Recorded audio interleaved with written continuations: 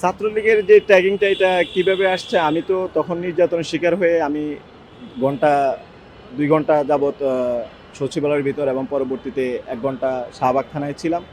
আমি বের হওয়ার পর আমি যতটুকু বুঝতে পারছি যে এখান থেকে কোনো কুচক্রী মহল কিংবা যারা আসলে স্বৈরাচারী ফ্যাসিবাদের দোসর, তাদের যে গুজবের যে প্ল্যাটফর্ম, অনলাইন প্ল্যাটফর্ম, এর মাধ্যমে তারা বিভিন্ন প্ল্যাটফর্মে এই গুজব ছড়িয়ে দেয় এবং সেটা আমাকে সামাজিকভাবে হেনস্থা করে। সচিবালয় কেন্দ্রিক শিক্ষা উপদেষ্টা এবং শিক্ষা সচিব ফ্যাসিস্ট স্বৈরাচারী শেখ হাসিনার দোসর সিদ্দিক জুবাইরের যে পদত্যাগের দাবি কেন্দ্র করে সাধারণ শিক্ষার্থীরা চলমান এসএসসি পরীক্ষার্থীরা যে আন্দোলন করছিল, সেই আন্দোলন যখন সকালবেলা থেকে চলমান, তখন আমি আমার কলেজ হাবিবুল্লাহ বাহারে অবস্থান করতেছিলাম। আমাদের জুলাইয়ের আহ, আহ, একটা অনুষ্ঠান ছিল রক্তভেজা রাজপথ, সেটা নিয়ে আমরা কলেজের ভিতরে প্রিন্সিপালের সাথে মিটিং করতেছিলাম এবং দুপুর ১২টা থেকে আমাদের কলেজে মাইলস্টোনের যে ভিডিও ঘটনা, সেটার জন্য শিক্ষক, শিক্ষার্থী এবং কর্মচারীদের একটা দোয়া মাহফিল ছিল। আমি সেখানে অংশগ্রহণ করি। অংশগ্রহণ করার পর যখন দুপুর ২টা বাজে, তখন আমি কলেজ গেটের সামনে আসি এবং আমাদের কাছে খবর আসে যে এইচএসসি পরীক্ষার্থীরা যে আন্দোলনে ছিল, তাদের মধ্যে আমাদের কলেজে অনেকেই সেখানে গিয়েছে এবং আমাদের পাশে যে উইস স্কুল অ্যান্ড কলেজ এইচএসসি পরীক্ষার্থী তারা অংশগ্রহণ করেছে, সেখানে গিয়েছে। তো সেই জায়গা থেকে আমাদের কাছে খবর আসে যে ওখানকার আন্দোলনের সময়ে পুলিশের হাতে তারা আহত হয়, রক্তাক্ত হয়, নির্যাতনের শিকার হয়। এই খবর পেয়ে আমি এবং আমার সাথে আমার এক ভাই কলেজের আমরা ছুটে যাই জিরো পয়েন্টের দিকে। জিরো পয়েন্টে যাওয়ার পর আমরা দেখতে পাই যে পুলিশ বিভিন্নভাবে লাঠিচার্জ করতেছে। পরবর্তীতে পুলিশকে বলি যে যারা এখানে আসছে, এখানে আমাদের জুলাই আন্দোলনে আমাদের সহযোদ্ধা ছোট ভাইরাও ছিল।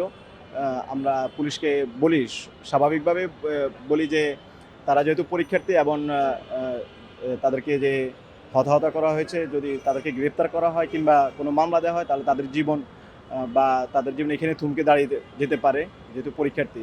তো সেই জায়গা থেকে পুলিশের যখন আমরা কথা বলতেছিলাম, পুলিশ তখন আমাদেরকে লাঠিচার্জ করে বাইতুল মোকাররমের সাইডের দিকে আমাদেরকে সরিয়ে দেয়।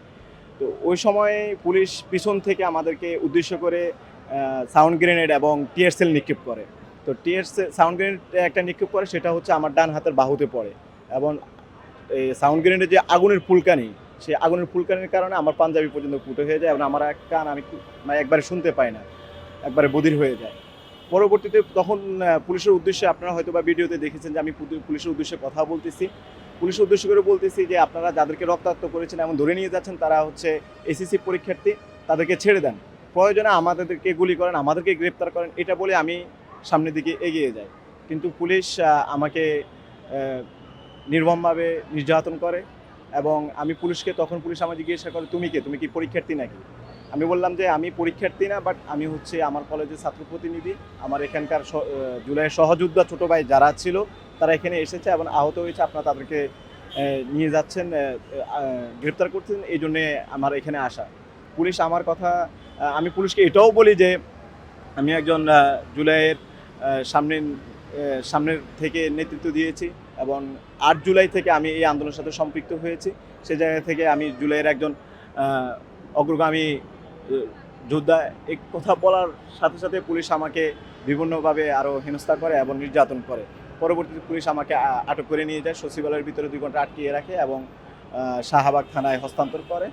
এবং আমার ব্যাপারে সর্বোচ্চ যে দুঃখজনক বিষয়টি, যে ঘটনা ঘটেছে, সেটা হচ্ছে মিডিয়ার ট্রায়ালের মাধ্যমে আমাকে বিভিন্নভাবে উপস্থাপন করা হয়েছে। বিভিন্ন ফটোকার্ড ইউজ করে আমার কাছে বোমা পাওয়া গিয়েছে, খুনি সন্ত্রাসী ছাত্রলীগের ট্যাগ দেওয়া হয়েছে, যেটার জন্য আমি মোটেও প্রস্তুত ছিলাম না। কারণ আমরা ২৪শে জুলাই গণ অভ্যুত্থান পরবর্তী সময়ে ফ্যাসিবাদের যে আচরণ, সেটা নতুন করে আমরা দেখতে চাই না। আমরা আসলে জুলাইতে অংশগ্রহণ করেছি একটা পরিবর্তনের আশায়। আমরা শুধু যে একটা সরকার আসবে এবং পরিবর্তন হবে, এর জন্য আমরা জুলাই গণ অভ্যুত্থানে অংশগ্রহণ করিনি। আমরা রক্ত দিয়েছি, রক্তের বিনিময়ে আমরা পরিবর্তন চেয়েছি, কিন্তু সেই পরিবর্তনটা আজকে জুলাই ২০২৫-এ এসেও আমরা এখনও দেখতে পাইনি। এটা আমাদের জন্যে একজন সচেতন নাগরিক হিসাবে, একজন শিক্ষার্থী হিসাবে খুবই বেদনাদায়ক। আমরা পরিবর্তন চেয়েছি, কিন্তু পরিবর্তন তো হয়নি, উল্টো যে ট্যাগিংয়ের রাজনীতি অতীতে ছিল, সেটা এখনও চলমান আছে।